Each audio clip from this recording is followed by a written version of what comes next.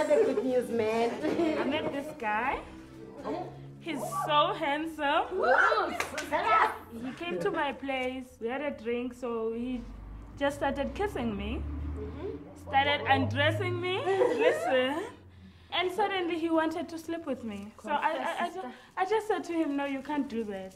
Why not? No, I don't have any condoms. No, don't worry, we don't need any condoms. I just said, no, we are not fine. I can't do this. Said, why? I'm HIV positive. Oh, the guy just jumped and sit on the edge of the bed and said, what? What? After you've kissed me? How can you do that to me? And I asked, did I infect you by kissing you? How can you do that to me? Started buttering his shirt. Okay, I'm leaving now. I'll see you tomorrow. He never came back. Oh, he never came back.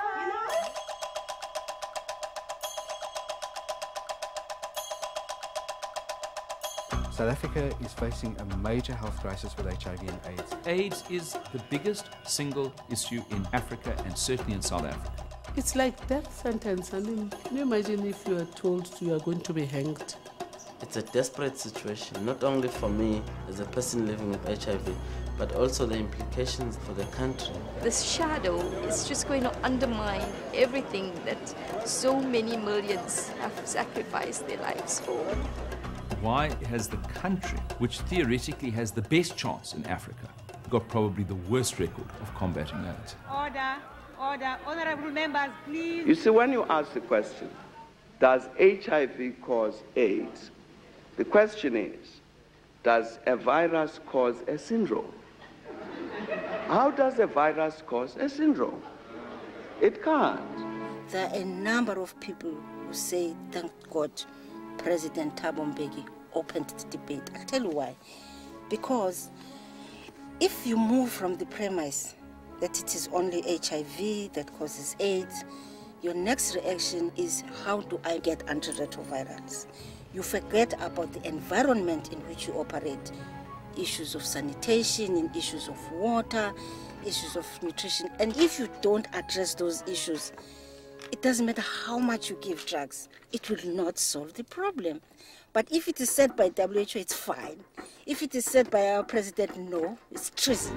The government says that the received international scientific wisdom on AIDS is rubbish. There you have it from a member of the executive. The leading AIDS activist in South Africa said, why don't you just produce a sticker saying HIV does cause AIDS? And we did. And during the AIDS debate we raised it, and the ANC went absolutely ballistic. And walk in with our Honorable Ramgobin, please take your seat. They're doing it in defiance of your ruling. Honorable members, please. You would have thought we'd said the president had committed a lewd and obscene act, you know, in public. We'd said no such thing. We said HIV does cause AIDS. Tony Leon knows that Thabo Mbeki is obstinate and has what one journalist calls intellectual superiority complex, and would not take advice from anyone, least of all from the white opposition leader. Clearly it's political opportunism. And I think really that political grandstanding is obscene, actually. It really is obscene. Okay.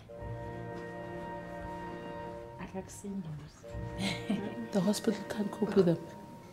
They're sent home to die. And home-based care can at least be with those people. But if it was a proper home-based care, we would have treatment for thrush and things like that. We can't even do that. We don't have drugs. We have something to alleviate for that moment, but nothing further. Anywhere else in North America and Europe, when you need this medication, you've got it. It's not even an issue. People don't even think about it. And yet, in Kenya, in Uganda, in Guatemala, in Costa Rica, Brazil, anywhere, South Africa, it's a problem. Come, darling. Right, sure. I can't afford drugs in this country. I work and I earn a living, but I still could not afford them. So it's for the rich or the people on trials. She really wanted to be pregnant and to have this child, and so that was it, you know, that was our minds made up, and we both felt the same way.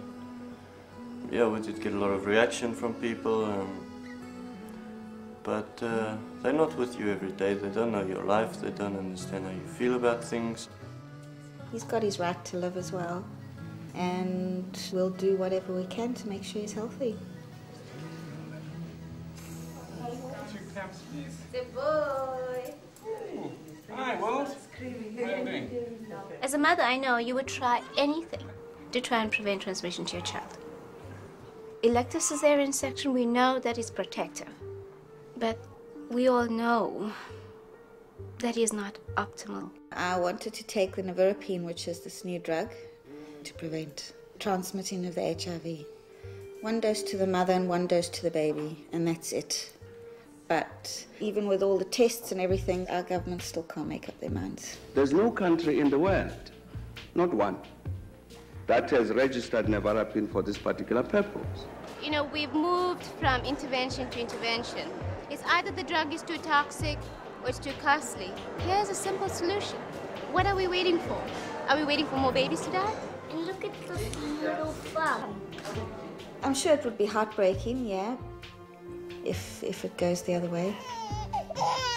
Knowing what I know and the fact that there's no reason for him to be sick. If transmission did occur, this would be the time that it will show itself. Yeah. They just don't seem to realize what they're doing. My name is Mary. I'm living with HIV. I have got 2 children. They are both HIV positive. The first pediatric study that we had, we called her. And she came and she brought the 2 children and we screened them to see if they're eligible for research. And Gift was the boy, made it, and Chibo didn't. Chibo was very sick at that stage, and she was about to die. I mean, she was admitted in the hospital every week. So we managed to get 2 drugs and give it to the child. And myself, I asked for treatment and they said to me my CD4 count are very low. So I was worried about that because I was also need a treatment. It's heartbreaking that the 2 kids are on treatment and Mary hasn't got treatment. She might progress very, very quickly and die if she doesn't go on to treatment soon. I've been living with this virus for 1.5 years now, you know, and when I told my husband I'm HIV positive, he decided to leave me. But, you know, it only took me 2 months to recover because of the group and the support that I got from the group. My man left me as well. When I told him I was HIV positive, like, excuse me, okay. And he stuck around for a bit and he left me. So God presented me with an opportunity. I found him with another woman. And I told that woman, did you know that this man is HIV positive? And I think it was a terrible blow for that woman. But I think I've done the right thing. I don't know about you guys. What do you think? It is very difficult to change people's behavior, considering the history that we come from.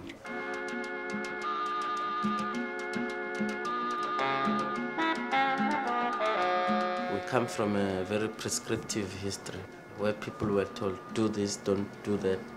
There was almost a natural instinct to be rebellious. Now, if you look at things in that context, then you will realize that whatever people are being told to do, naturally, they will respond negatively. My name is Mandla, and I'm 44 years old. I had serious problem of this thing, not knowing what it was. When they took blood test, and I was told that I'm HIV positive, which I couldn't believe. I felt like it was the end of the road, but I prayed. And up until now, I'm still praying. She said she will never go for a test because she knows very well that if I got this thing, she's got it. We both have it. The company decided to expel me due to the problems of sickness. They said I've been using lots of my sick leave. Now I'm staying at home with no money. It's about 8 months now at home. I even ran out of pills. It's about 5 weeks now without pills. I'm praying even today that God mustn't do it. He mustn't take us. At least if he can take me first, for the sake of the children, with somebody else behind who will raise them, as they are still young. And I wish them to go through their education. That can mean my dreams will be shattered if I can die earlier than this, for the sake of these children.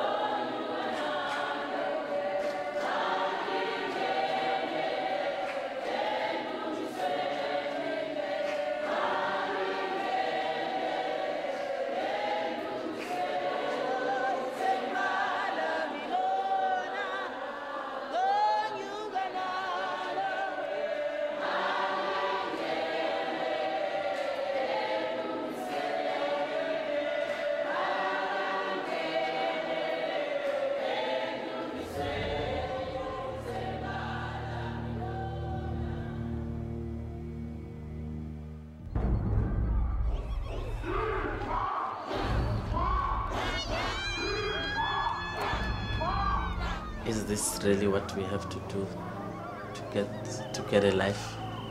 Should people demonstrate? There are increasing numbers of people with HIV who are starting to speak about these issues, and we're going to make sure that the government's position gets changed on these topics. We have the power of the numbers. That's all we really need. We can make things happen. We can change things. Even for apartheid, it was not easy. For a long time, people tolerated whatever the government did. But it came to a point where people said enough is enough. And I bet you we're getting there very, very steadily.